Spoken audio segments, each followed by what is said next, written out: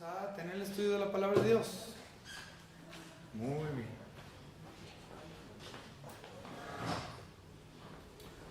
Les pido por favor que abran sus Biblias donde tuvimos la lectura.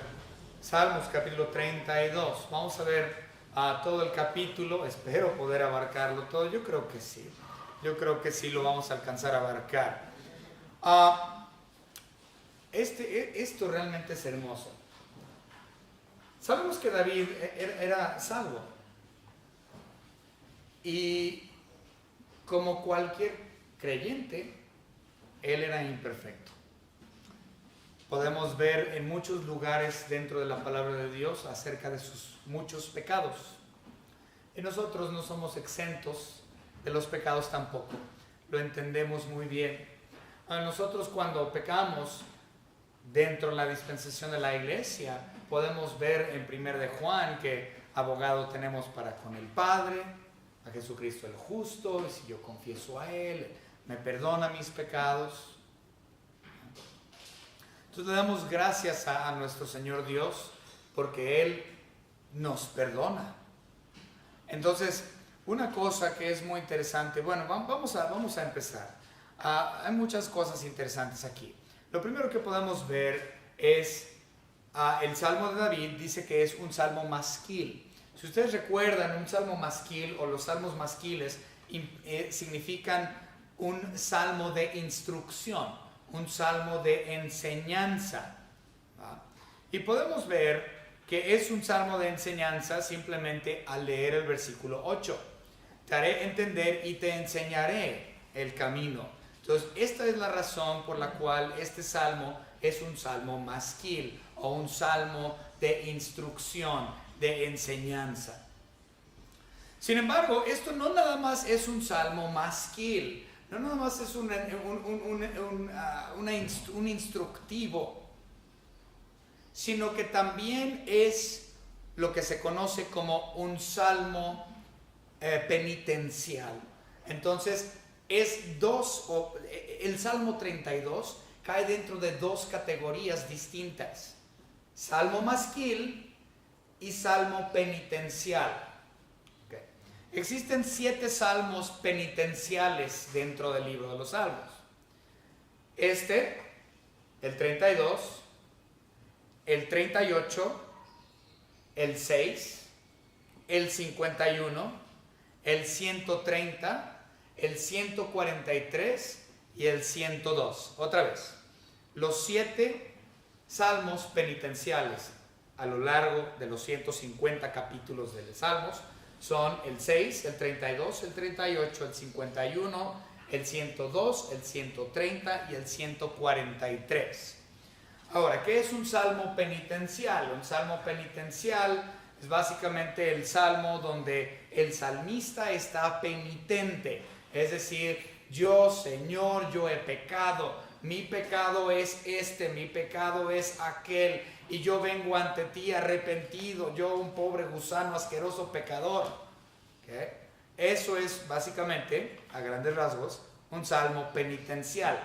Entonces, el Salmo 32, como menciono, es realmente hermoso porque el hecho de que cae dentro de dos categorías de salmos es muy raro, es muy interesante. Entonces, cae dentro de la categoría de salmo masquil, porque es una enseñanza, una instrucción, y ciertamente aquí dice que es un salmo masquil, y también dentro de la categoría de lo que son los salmos penitenciales. Ahora, el tema principal de esto tiene que ver con la confesión y el perdón. ¿Por qué? Porque David era un pecador, al igual que todos nosotros, y cuando hemos llegado a comprender nuestro pecado, que hemos sido convencidos, tenemos convicción de ese pecado, venimos ante la persona de nuestro Señor Dios en arrepentimiento para el perdón de dicho pecado por el cual nos hemos arrepentido. ¿Okay? Entonces, el tema es la confesión y el perdón.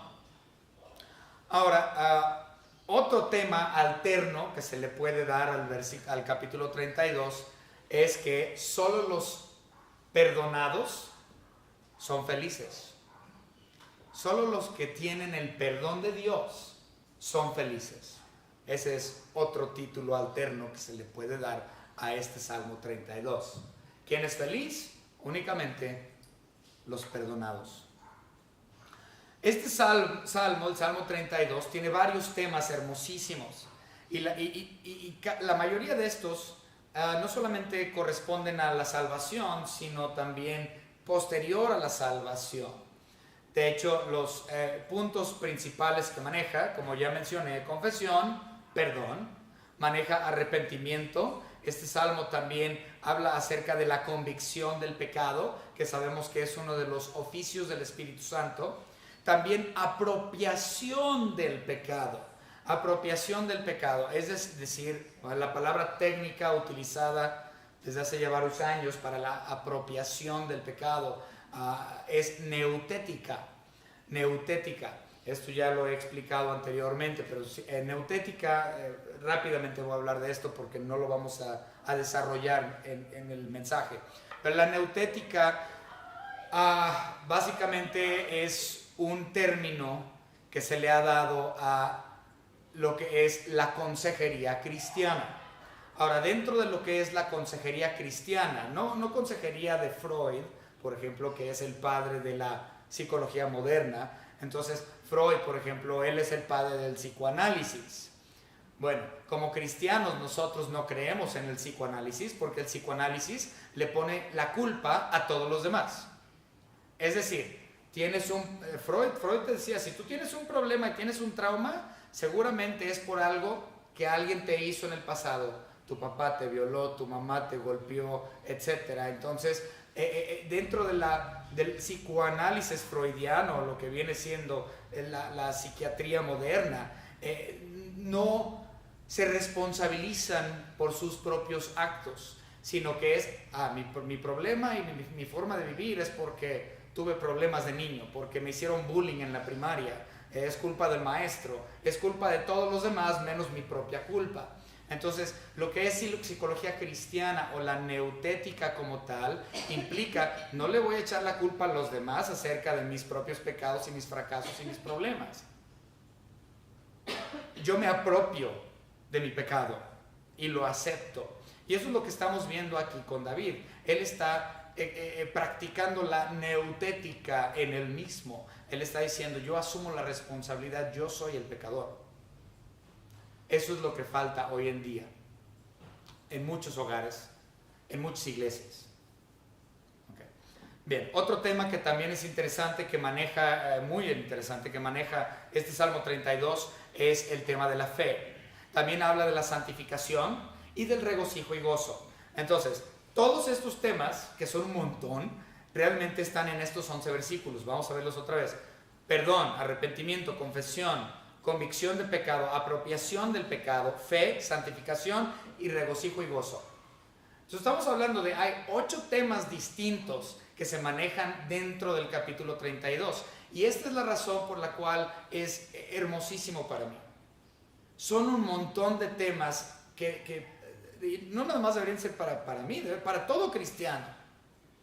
Porque tenemos un abogado. Porque sí pecamos. Pero si yo me confieso ante Él, si yo me arrepiento, si yo tengo esa convicción de mi pecado, si yo tengo neutética y me apropio de mi pecado, yo tengo el perdón de Dios. Eso es hermosísimo. Y esto no está hablando necesariamente de arrepentimiento para salvación, no, porque David ya era salvo. Está hablando a los que ya son santos, a los que son creyentes. Y de hecho, como les mencioné, es un salmo masquil, de instrucción. Y si nosotros vemos, a partir del versículo 6, dice, por esto orará a ti todo santo. Entonces, David se está refiriendo a los que ya son salvos. No está hablando acerca de los que son inconversos y que tienen que arrepentirse y confesar y apropiarse de su pecado y apropiarse de la gracia de nuestro Señor Jesucristo para el perdón de pecados. No es un salmo de salvación. Es un salmo para los que ya son salvos cuando han caído en pecado. Y para mí esto es hermoso porque yo soy pecador. Y yo puedo tener el perdón de Dios en Cristo Jesús. Espero que también sea precioso para usted esto, porque es sumamente aplicable para nosotros hoy. Vamos a comenzar con una oración. Señor Dios, Padre, nosotros, sus hijos, los que usted ha elegido, Señor, para la salvación, le agradecemos, Señor, por esa elección. Y Señor, hoy estamos estudiando este hermoso salmo, donde podemos entender por medio de ella que como cristianos ya salvos, siendo aún pecadores, podemos y debemos de apropiarnos de nuestro pecado, confesar nuestro pecado delante de usted, Señor, y de nadie más, para perdón de nuestros pecados. Gracias, Señor, le damos por ese paracleto, por ese abogado que se pone a un lado y se para a un lado de nosotros en defensa, que es la persona de nuestro Señor Jesucristo. Le damos, Señor, por todo lo que nos ha dado, en el nombre de nuestro Señor y Salvador Jesucristo. Amén. Muy bien, comenzamos con los primeros dos versículos, 1 y 2. Bienaventurado aquel cuya transgresión ha sido perdonada y cubierta su pecado. Bienaventurado el hombre a quien Jehová no culpa de iniquidad y en cuyo espíritu no hay engaño. Tremendo. Primero, dice, bienaventurado aquel cuya transgresión ha sido perdonada. Por eso el título, o el título alterno, los únicos que son felices son aquellos que tienen el perdón, son aquellos que han sido perdonados. Yo soy bienaventurado porque nuestro Señor Jesucristo me ha perdonado y me sigue perdonando. Entonces, ¿quién es verdaderamente bendecido? Una pregunta. El que ha sido perdonado. Aquellos cuyas transgresiones han sido borradas. Aunque aquí en el versículo 1 no dice borradas o quitadas, sino que si observan el versículo 1 dice y cubierto su pecado.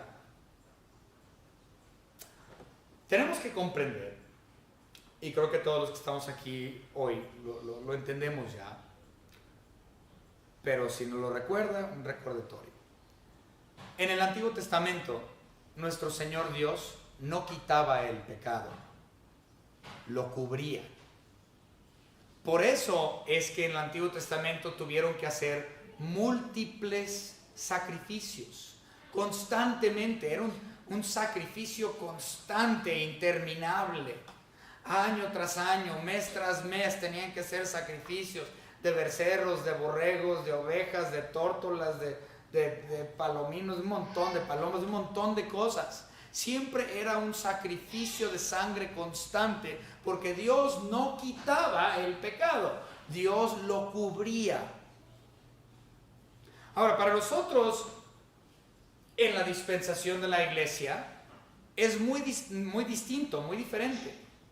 Porque ahora Cristo Jesús, quien es el sacrificio perfecto, Él ya vino y ya murió. Y Él solamente tuvo que ser sacrificado una sola vez y para siempre. Pero el sacrificio de los animales en el Antiguo Testamento no era suficiente, no era suficiente.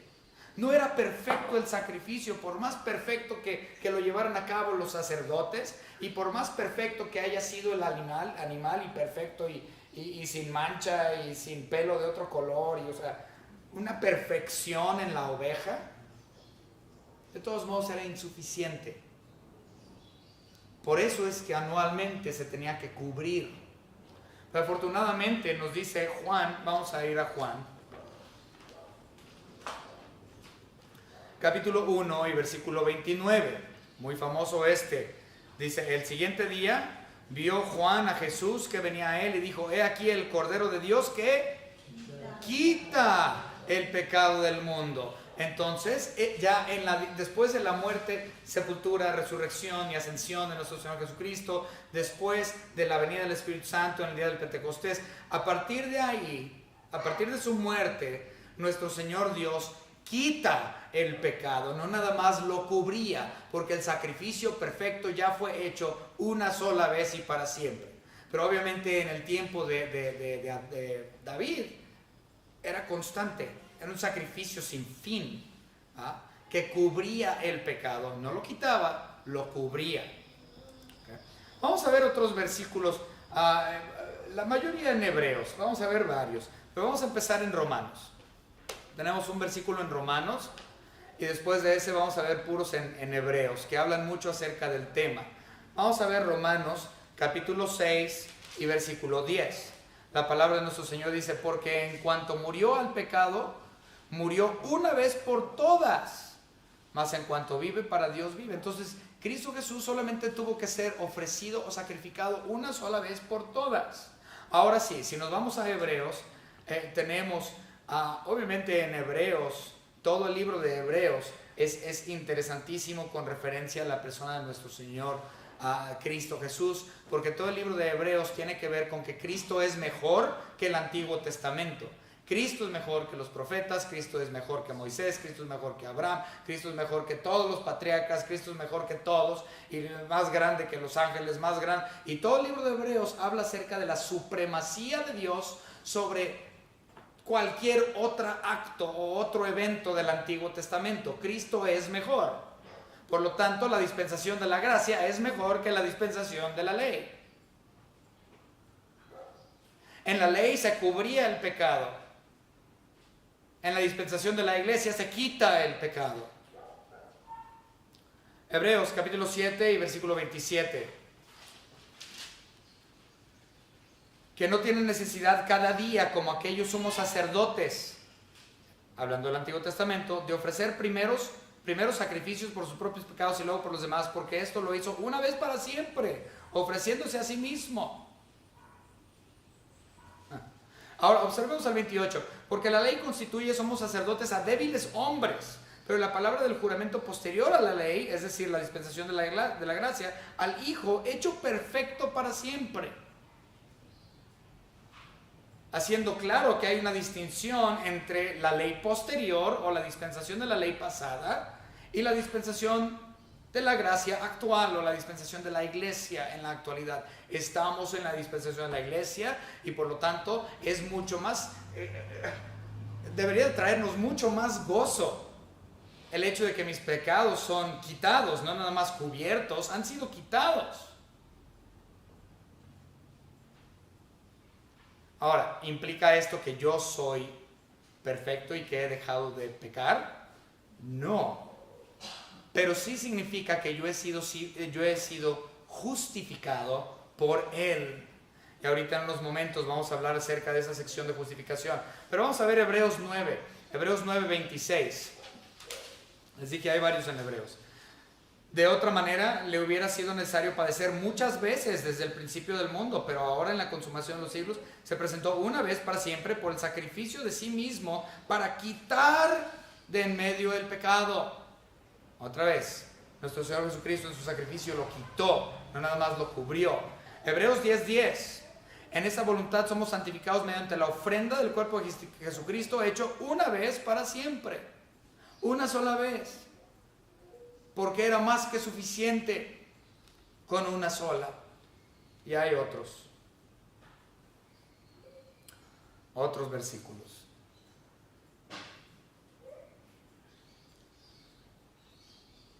En el versículo 2 de nuestra lectura, bienaventurado el hombre a quien Jehová no culpa de iniquidad. Eso está hablando acerca de lo que ya mencioné, justificación. Entonces nuestro Señor Dios nos encuentra inocentes de la carga del pecado. Ciertamente, todos nosotros tenemos la deuda del pecado que debemos de pagar. Porque la paga del pecado es muerte.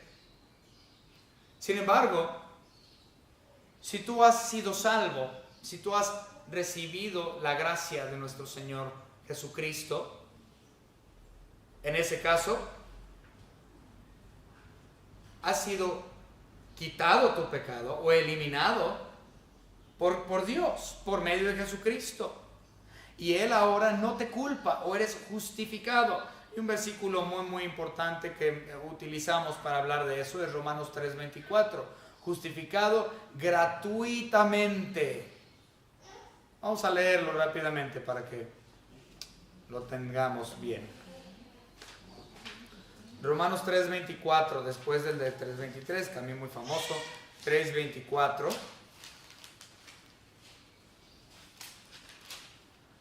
Siendo justificados gratuitamente por su gracia mediante la redención que es en Cristo Jesús. Entonces, cuando nosotros hemos aceptado a Cristo como nuestro único y propio Salvador, entonces Él ha quitado nuestra culpa, nos ha hecho justos, no por mi justicia, sino por su justicia. Y otro versículo muy famoso acerca de ese tema. Como les dije, esto no es algo que ustedes desconozcan, pero es absolutamente hermoso. Vamos a ver 1 Corintios capítulo 5 y versículo 21. 1 Corintios 5, 21 leemos lo siguiente. No hay 21.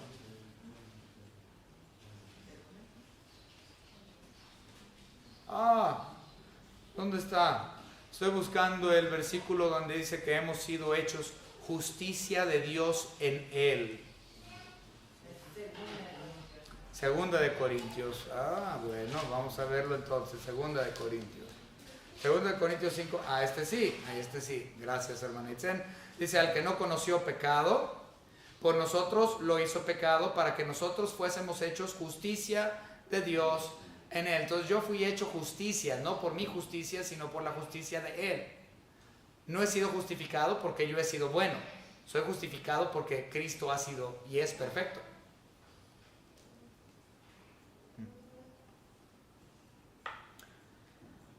Dentro de estos primeros dos versículos que hemos leído de Salmos 32, 1 y 2,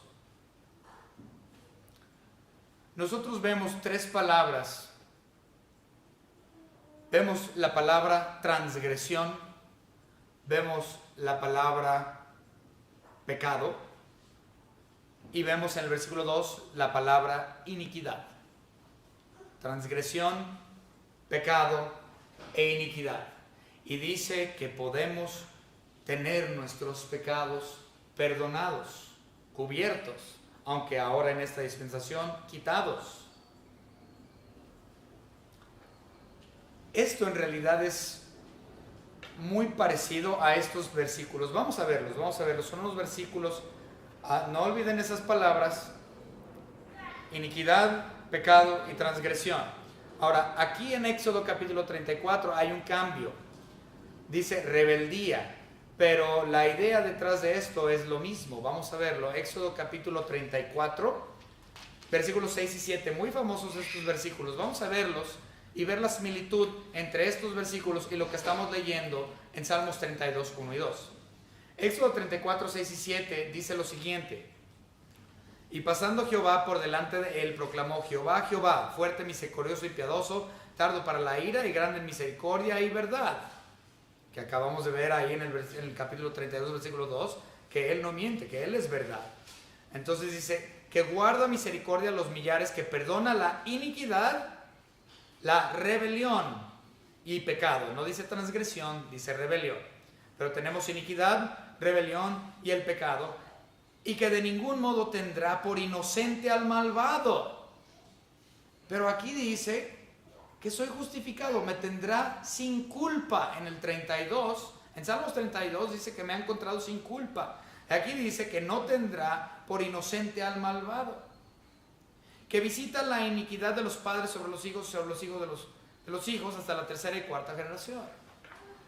Pero si usted ha recibido a Cristo como su único y propio Salvador, si usted es salvo por gracia, por medio de la fe, entonces, a diferencia de Éxodo 34, versículos 6 y 7, usted sí tiene la justicia. Usted sí ha sido encontrado inocente delante de Dios. Porque está en Cristo. Si no estuviera en Cristo, aplicaría a su vida el 34, 6 y 7. Por sus pecados, rebeldía o transgresión e iniquidad, usted verá la ira de Dios. Muy bien, regresemos a nuestra lectura original. Salmos 32, del 3 al 5, el salmista, David, él habla por experiencia propia. Él da ejemplo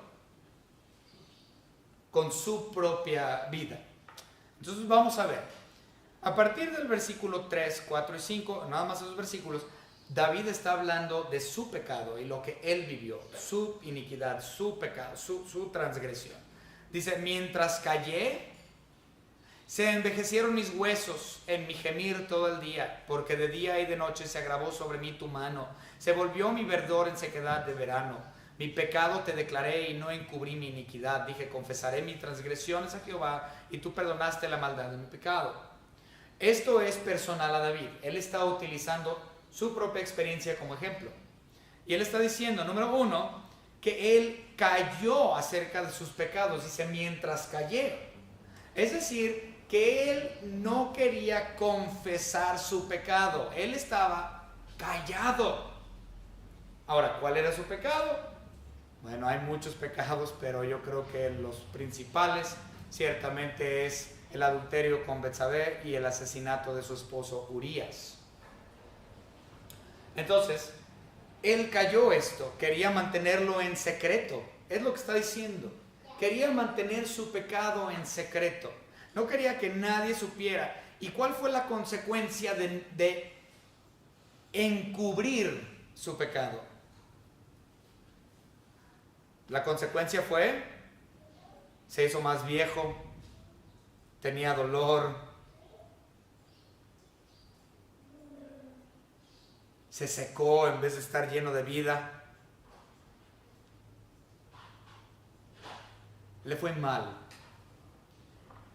En vez de dejar que Dios cubriera su pecado, él prefirió encubrirlo.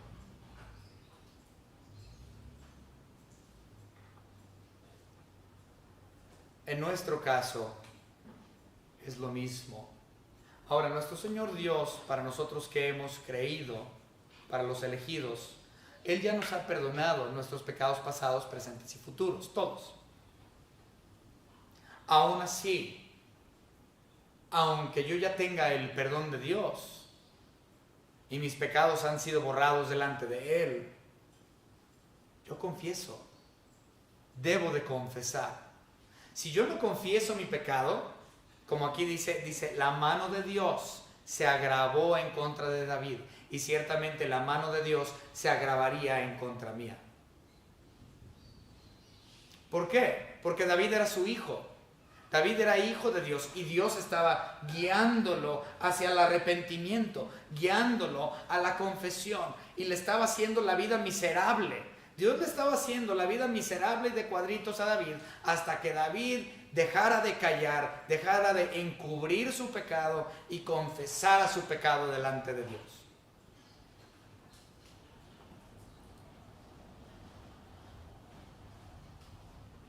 La confesión es algo importantísimo para el creyente. Es primordial. Vamos a ver Proverbios, capítulo 28. Y vamos a leer el versículo 13. Dice la palabra de Dios: el que encubre sus pecados no prosperará, mas el que los confiesa y se aparta alcanzará misericordia. Wow. Muchas veces es difícil confesar los pecados, y el pecado de David de adulterio y asesinato. ¿Cómo admites algo así? ¿Cómo admites? ¿Cómo lo confiesas delante de la gente y delante de Dios y delante de todos? ¿Cómo puedes? Pues sí, se puede. En Cristo. Él es el que nos lleva, Dios es el que nos lleva al arrepentimiento. Como mencioné en el versículo 4, dice que se agravó sobre mí tu mano.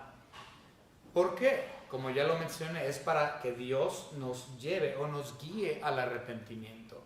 El arrepentimiento es por Dios, no es mi propio arrepentimiento. Él me trae al arrepentimiento. Recuerden que todo aspecto de la salvación es por parte suya. La fe que depositamos en Él es la fe que Él nos dio. El hecho de que yo me haya arrepentido de mis pecados es porque Él me ha llevado al arrepentimiento. Todo aspecto de la salvación es ajeno a mí. Yo no participé en ninguna manera en mi elección, en mi salvación.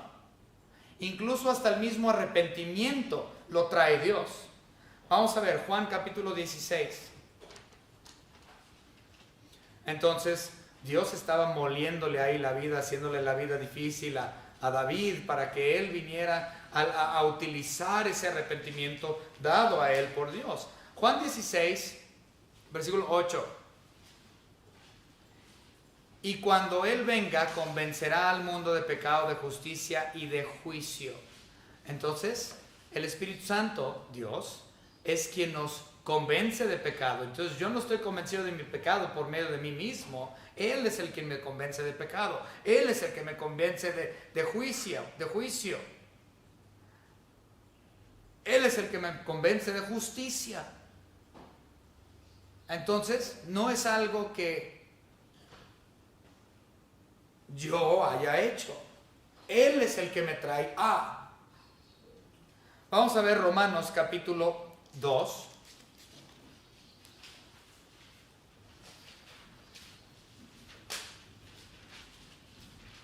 Y versículo 4.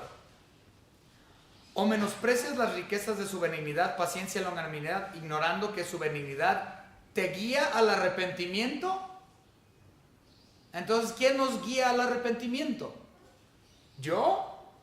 No, yo no me puedo llevar al arrepentimiento. Si yo trato de ejercer mi arrepentimiento, en efecto, tan solo es un remordimiento de conciencia. Un remordimiento de conciencia no es arrepentimiento. El arrepentimiento verdadero viene de Dios. Leamos ese versículo otra vez.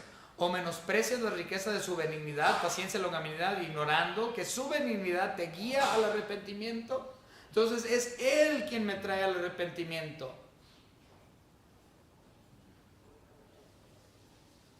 Segundo de Timoteo. Bueno, ya estamos en Hechos. Estamos cerquitas. Vamos a regresarnos a Hechos. Hechos, capítulo 11. Versículo 18. La palabra dice: entonces, oídas estas cosas, callaron y glorificaron a Dios, diciendo: de manera que también a los gentiles ha dado Dios arrepentimiento para vida.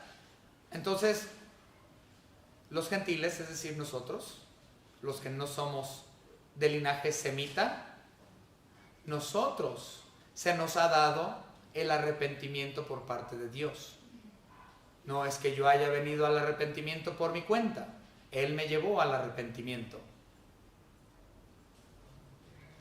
Segundo de Timoteo. Hay un montón de versículos que hablan de esto. Wow. Segundo de Timoteo, capítulo 2, versículo 25. Que con mansedumbre corrija a los que se oponen, por si quizá Dios les conceda que se arrepientan para conocer la verdad. Entonces, si yo vengo al arrepentimiento es porque Dios me ha concedido llegar al arrepentimiento.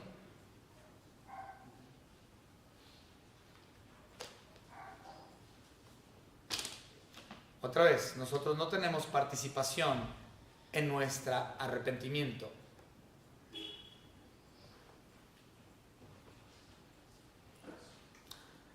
Continuamos, versículo 5. Mi pecado te declaré y no encubrí mi iniquidad. Entonces él está diciendo: por fin, Señor, ya declaré, confesé, no encubrí nada.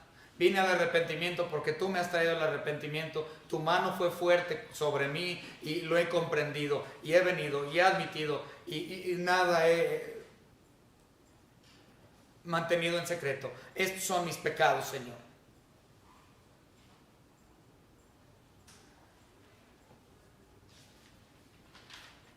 Y Dios lo perdonó. Versículo 6. Por esto orará a ti todo santo en el tiempo en que pueda ser hallado. Ciertamente en la inundación de muchas aguas no llegarán estas a él. Ok, este versículo es interesante. Esto es la aplicación o la parte del masquil, la parte de la instrucción, de la enseñanza como tal. Y dice el versículo 6, por esto orará a ti todo santo. Otra vez, esto no es para el inconverso, es para los que son salvos, que aún debemos de confesar nuestros pecados a nuestro Señor Dios cuando Él nos ha traído al arrepentimiento y su mano se pone o se agrava sobre nosotros.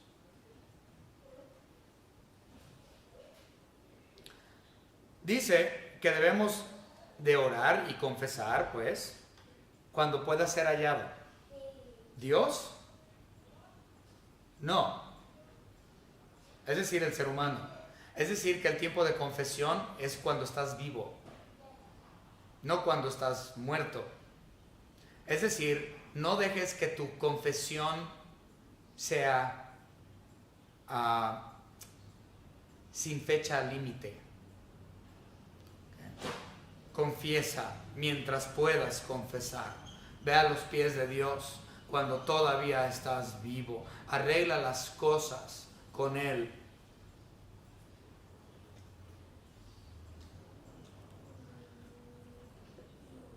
Esto tiene asociación con lo que vemos en el versículo 9. El versículo 9 es interesante. Básicamente dice que no seas mulo. 9. No seáis como el caballo, no seas mulo, no seas como un caballo, no seas como la mula, sin entendimiento, que han de ser sujetados con cabestro y con freno, porque si no, no se acercan a ti. Es decir, que si tú no confiesas tu pecado delante de Dios, tú vas a estar a la deriva, sin bozalillo, sin freno, sin cabestro, sin guía. Vas a estar alejado de la persona de Dios. No vas a estar dentro de su voluntad. Hasta que tú confieses tus pecados y admitas tus pecados y digas, sí, esto yo me lo apropio, yo lo hice, es mi pecado, yo lo admito, yo lo confieso, yo lo declaro. Dice que aunque si no lo haces, eres como un mulo. No tienes guía, no tienes control, estás a la deriva.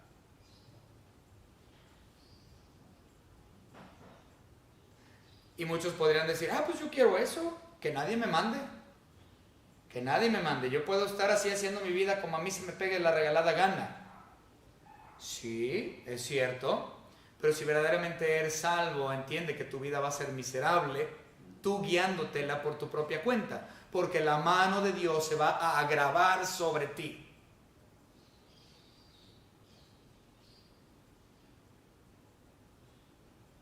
Y si tú estás alejado de tu dueño, si tú estás alejado de la persona de Cristo Jesús, quien te redimió, quien te compró, si tú no tienes esa intimidad que deberías de tener con tu Señor, entonces, y estás a la deriva, implica que tampoco vas a tener su providencia.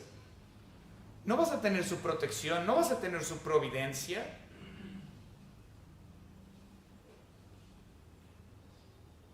En el versículo 7 de nuestra lectura del capítulo 32, nos dice, tú eres mi refugio, me guardarás de la angustia.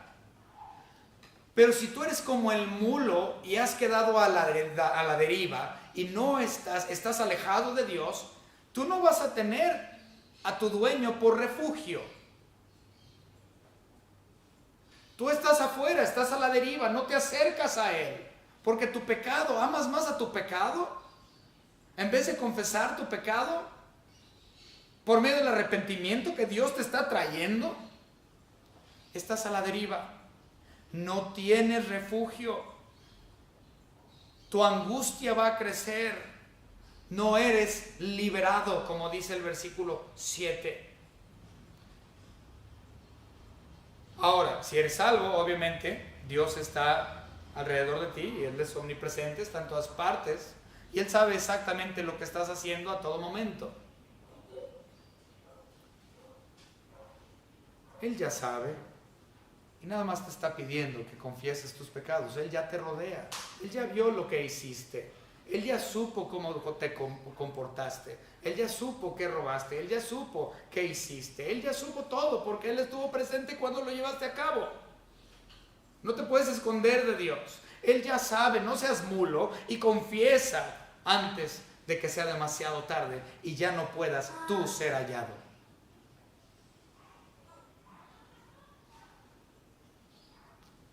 Recordemos que nuestro Señor Dios, como sumo sacerdote, corta la mecha, quita el candelero. Y si tú no confiesas y sigues y sigues y sigues,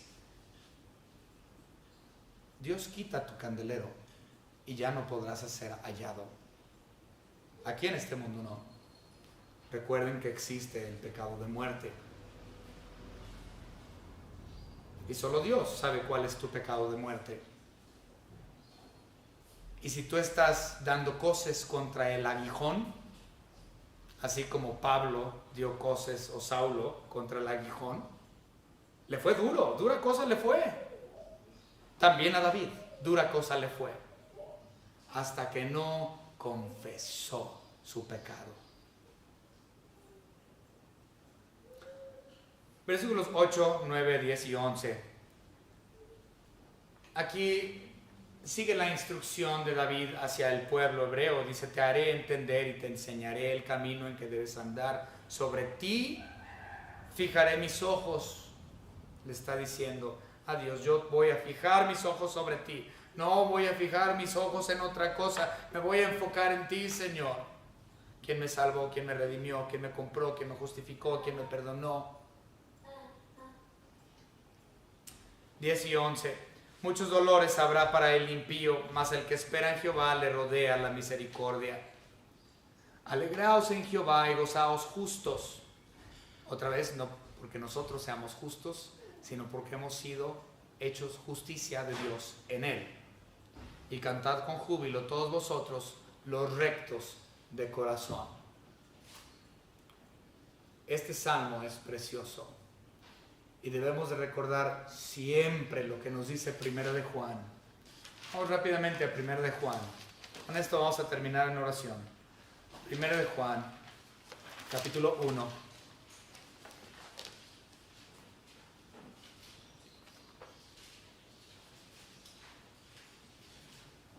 Versículos 8 al 10.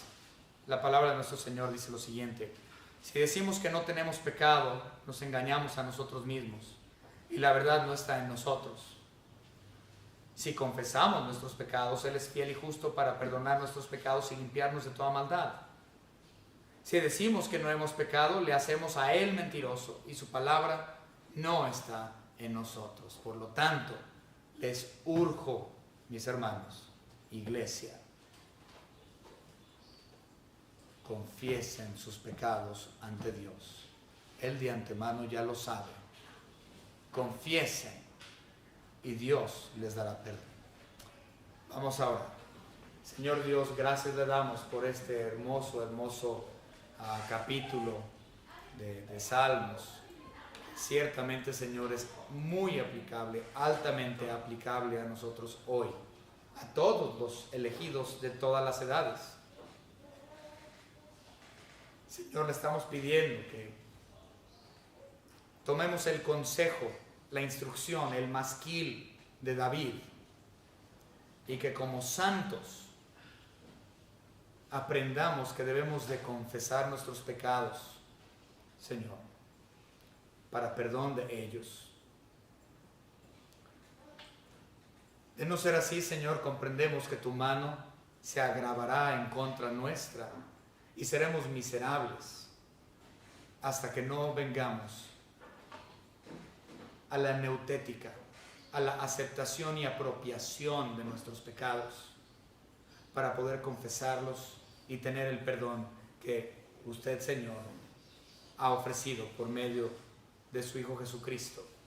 Gracias, Señor, por habernos hecho justicia de Dios en la persona de su Hijo Jesucristo. Gracias, Señor, por habernos encontrado inocentes. En el nombre de su Hijo Jesucristo, nuestro único y propio Salvador. Amén.